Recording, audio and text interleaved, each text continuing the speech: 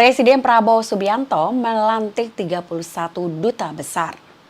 Saudara, Presiden Prabowo Subianto melantik duta besar luar biasa dan berkuasa penuh atau Dubes LBBP untuk sejumlah negara sahabat. Pelantikan ini dilaksanakan di Istana Negara Kompleks Istana Kepresidenan Jakarta pada Senin 24 Maret. Prosesi pelantikan dimulai dengan menyanyikan lagu Kebangsaan Indonesia Raya. Kemudian sebanyak 31 duta besar LBBP telah menjalani proses pelantikan pengambilan sumpah jabatan yang dipimpin oleh Presiden Prabowo Subianto secara langsung. Pelantikan tersebut didasarkan pada keputusan Presiden tentang pengangkatan Duta Besar LBBP RI. Dalam pelantikan tersebut, Prabowo mendiktekan sumpah jabatan yang kemudian diikuti oleh para duta besar tersebut.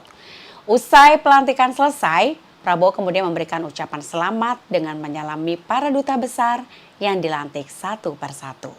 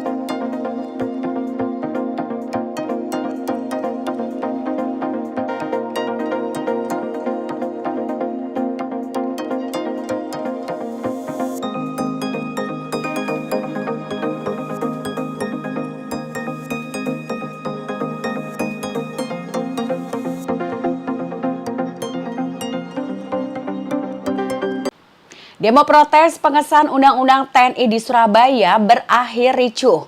Saudara, demo memprotes pengesahan Undang-Undang TNI di Surabaya pada Senin 24 Maret berlangsung panas dan juga ricuh. Massa aksi berusaha melakukan perlawanan terhadap aparat dan juga melempari mereka dengan bom Molotov. Namun, upaya perlawanan massa aksi ketika dipukul mundur aparat itu tidak berlangsung lama. Barisan barikade polisi terus berusaha mendorong mundur massa aksi hingga beberapa kilometer. Kemudian dilansir dari Tribun Jawa Timur, sejumlah peserta aksi berusaha menyelamatkan diri saat dipukul mundur oleh para aparat. Kapolrestabes Surabaya, Kombes Polisi Lutfi Sulistiawan mengatakan massa aksi berhasil dibubarkan. Ia pun membenarkan sempat ada insiden pelemparan bom Molotov. Namun menurutnya kondisi tersebut masih bisa dikendalikan.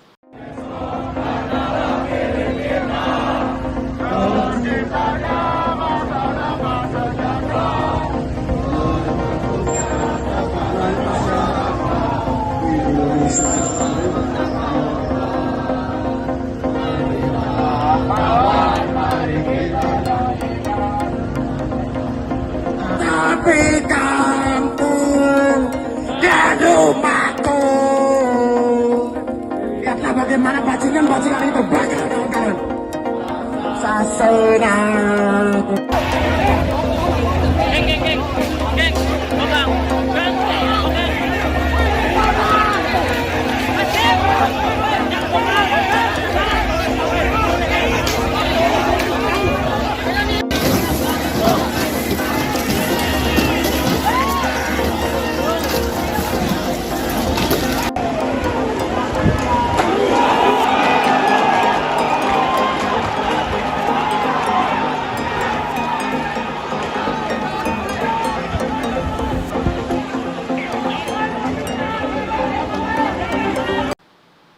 Bareskrim Polri mengerahkan tim untuk menyelidiki kasus teror kepala babi dan juga bangkai tikus.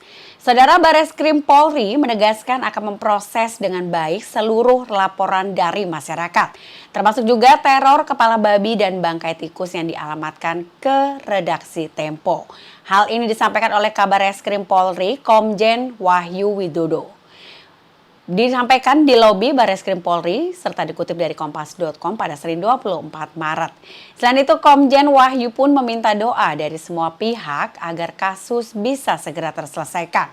Namun, ia enggan banyak bicara ketika ditanya proses penyelidikan yang sedang berlangsung. Sebelumnya Tempo resmi melaporkan peristiwa teror pengiriman kepala babi ke Barreskrim Polri pada Jumat 21 Maret. Koordinator Komite Keselamatan Jurnalis atau KKJ Erik Tanjung menilai teror ini berdampak pada sejumlah jurnalis Tempo termasuk juga Francisca Christy atau Cica, wartawan Des Politik dan juga host siniar Bocor Alus Politik. Nama Cica disebut dalam pengantaran teror kepala babi pada Rabu 19 Maret. Menurut Erik, hal-hal ini diyakini sudah memenuhi unsur-unsur menghambat kerja-kerja jurnalistik serta mencederai kemerdekaan pers. Teror bangkai hewan juga kembali diterima oleh Tempo pada Sabtu 22 Maret berupa 6 ekor bangkai tikus tanpa kepala. Pemimpin redaksi Tempo, Setri Yasra mengatakan kiriman bangkai tikus makin menjelaskan saja teror untuk media yang dipimpinnya. Sebelum bangkai tikus, redaksi Tempo pun menerima ancaman melalui media sosial akun Instagram Dery Noah pada tanggal 21 Maret. Pengendali akun itu menyatakan akan terus mengirimkan teror ke redaksi Tempo.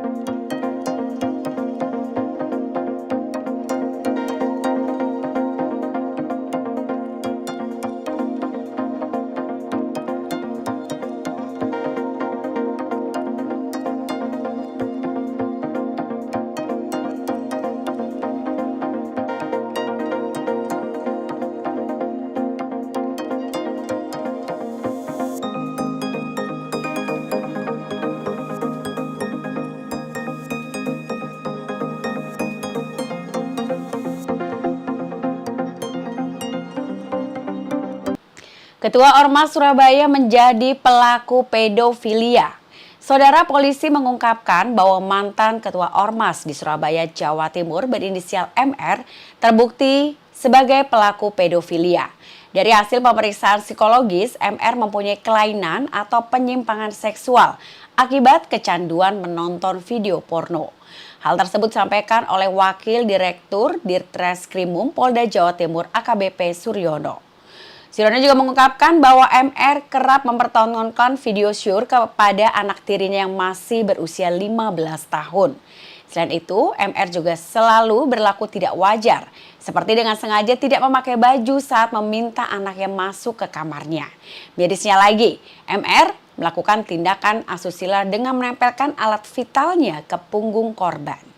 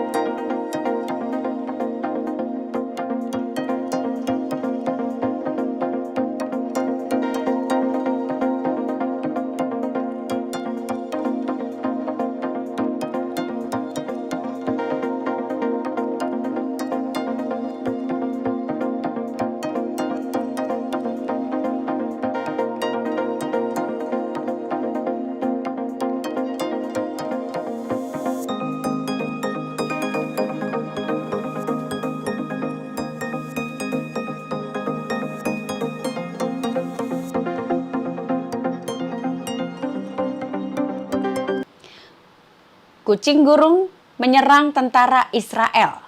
Saudara, kucing gurung liar atau lynx menyerang tentara Israel. Insiden ini terjadi di Gurun Nakab.